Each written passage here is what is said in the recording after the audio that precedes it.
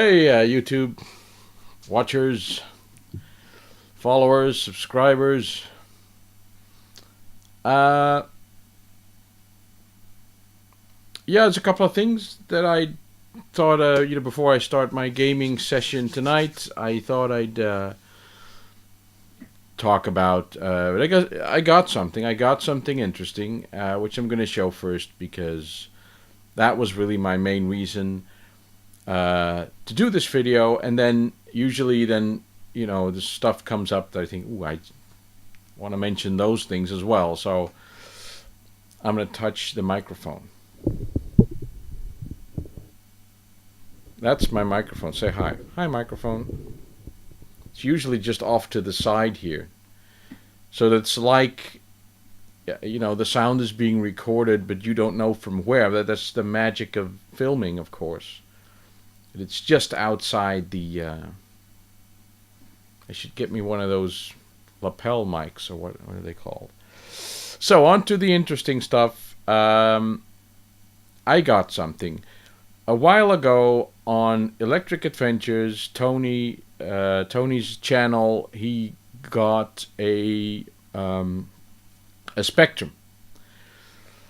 And with this Spectrum, like as a side dish, really, because that wasn't the goal, for buying. The goal was the Spectrum, but he got this extra unit, and it's this thing.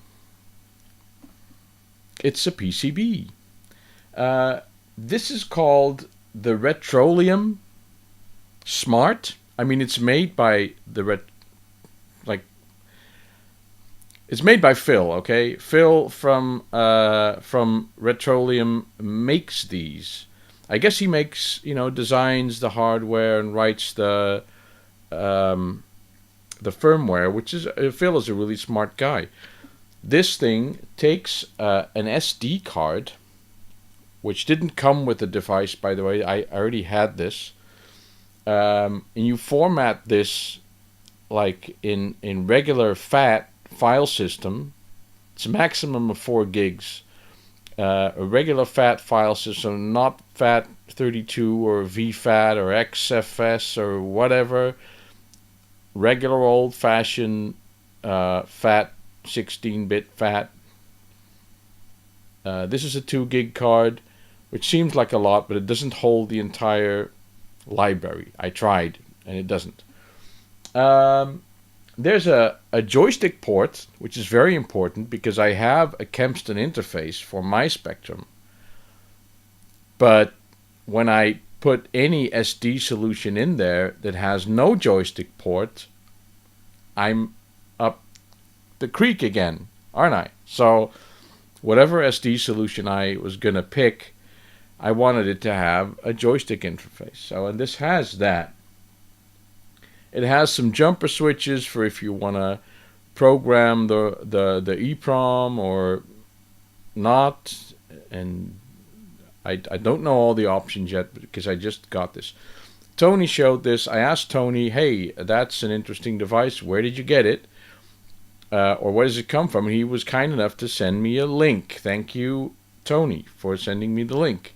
Because I clicked on it and I found Phil's website and the store where this is sold, and it's only £23. Now, I'd been looking at SD solutions for a long time, and there are really fancy ones that are, well, more than double the price of this. And even with a favorable currency rate, euro to sterling, they're still expensive.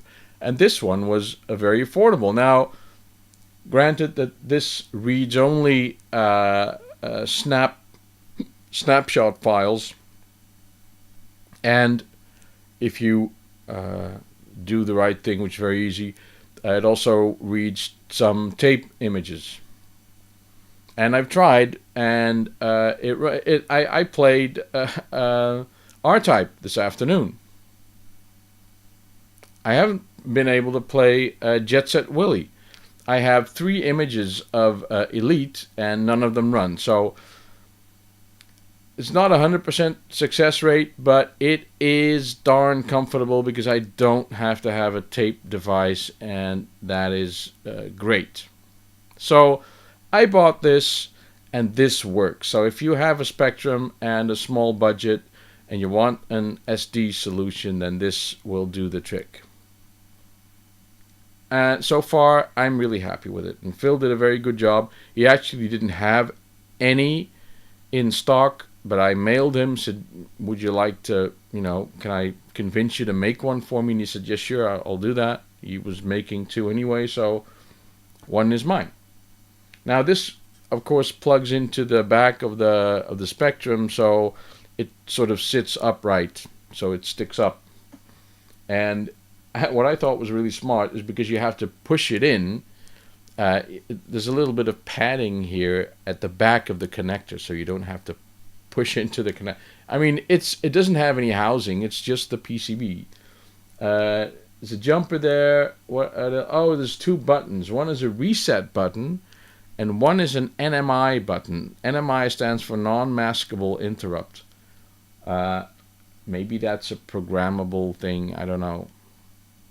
I haven't really looked into it, but it comes with a quick start guide. It comes with a full 7-page manual.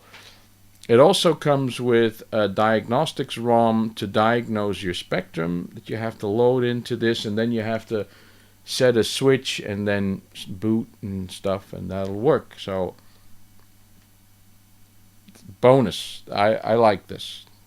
Thank you, Phil.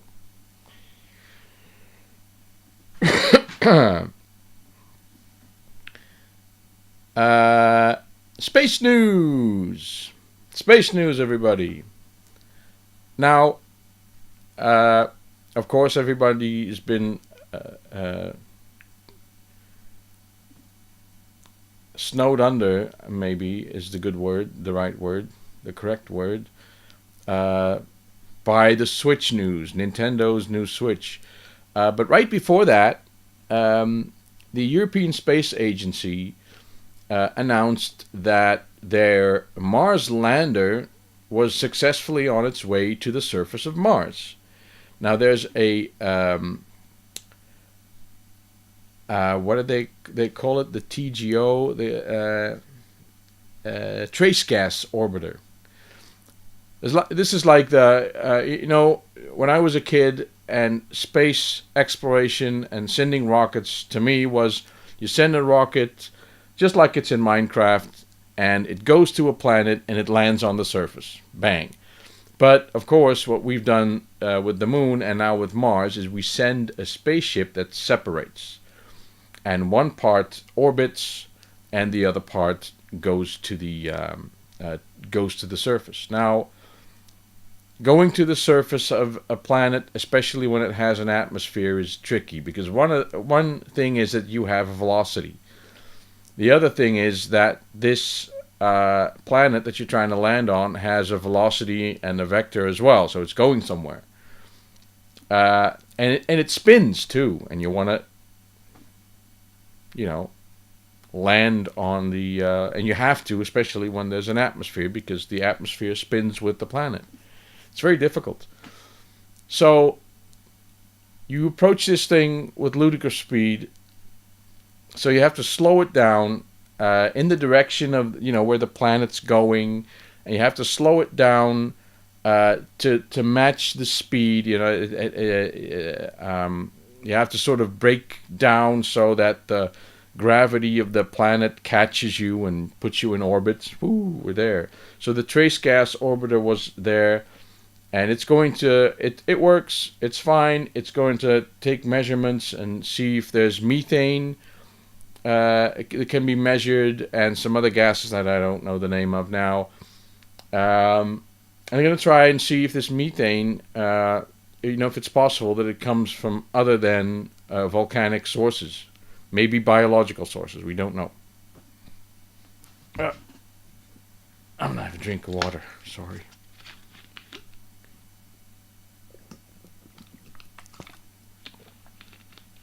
So, but the other part, the landing part, was even more interesting because it was going to land and it was going to measure things on the surface. And of course, nobody at space agencies and whatever kind of agency, they don't want to admit that, things went wrong. They're not going to say, "Oh, it went wrong." No, because it's investors probably and people to answer to. No, they said it's all a test. And so they had like 20 gigs of data that was being sent from the lander, and this was happening Wednesday night, from the lander to the orbiter and that to Earth. It took about 10 minutes. Now they expected the lander to slow down, and to do this they had parachutes. But to be able to release the parachutes, you have to remove the heat shield. Then the parachutes come out, and then when it stopped, when it slowed down enough, they released the parachutes, and then retro rockets fired to slow the thing even down more, and then there would be a soft landing. Now this is a 600-kilogram robot. It's gonna give a whack. It was going for the Schiaparelli crater. Now that's it's named after an old astronomer who thought there were canali. He was an Italian. He said canali, which is something that doesn't mean canals, but of course the Anglo-Saxon part of the world translated it as canals, thinking there was water on Mars, which there's, not, but maybe there is. That's why he sent the lander. But what happened is that this turned out to be a long story. What happened is eventually Thursday morning they said, the heat shield came off, but it came off too soon, and the parachutes came out, but they were released too soon, and then the rockets fired, but they cut out after a couple of seconds. Probably the system thought that it was already going a lot slower than it actually was. Now that's the big question. Why is that? And then just a couple of seconds after that, there was nothing. So the thing just crashed into the ground, but nobody's saying that. That's a shame, because now, there have been roughly about 50 missions to Mars. 50 missions. Did you know that? Did you know that there were 50 missions to Mars? I know of maybe one or two. 50 missions. And more than half of them failed.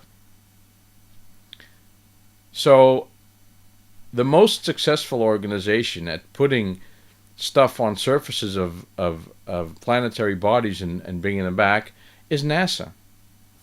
And they didn't do it I mean, it's not like other agencies haven't. I mean, we've put landers on asteroids and moons that are way farther than our own moon.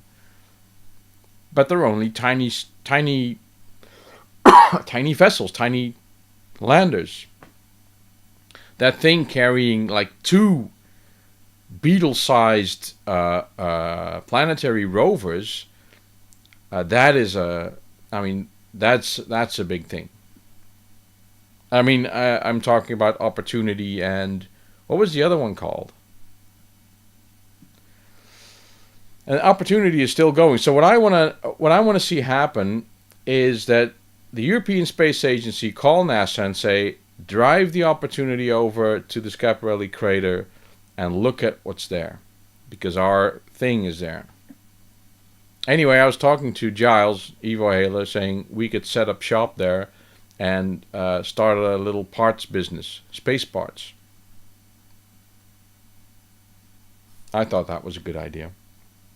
We'll do an online thing first, and it's cash and carry, so you have to go there to get it.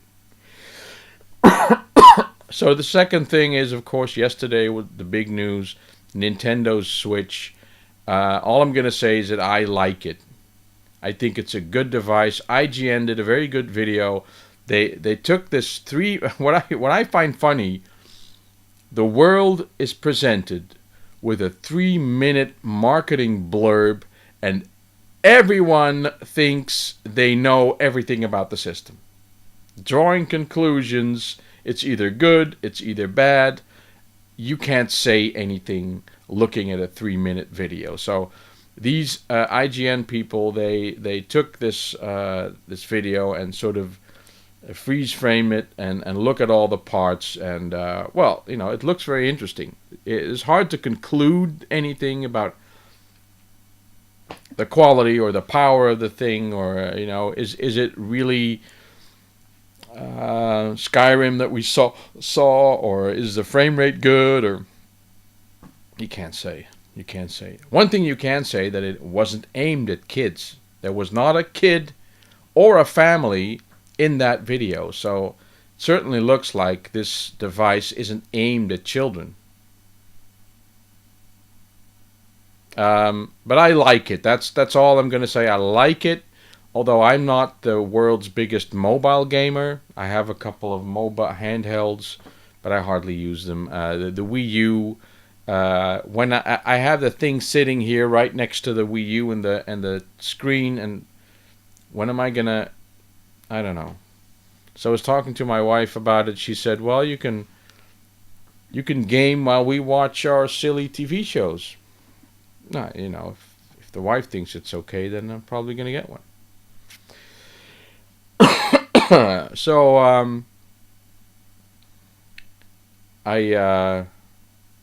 it's probably going to be too expensive, because what I think is that you're going to get the console part and the screen and the two sides. They have a funny name.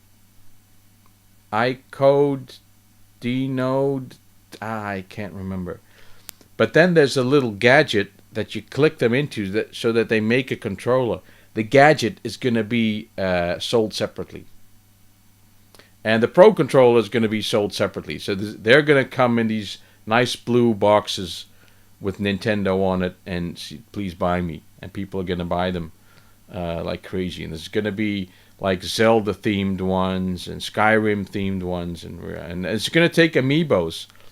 There was a button on the lower left that was unmarked. That was very smart. Someone put a lot of thought into making this video. That button was unmarked, so someone said it may be a share button or whatever. I don't know. I liked it, but I'll buy it when it's retro. And that's the end of the video, and I'll see you next time I'm going to play some games. Bye-bye.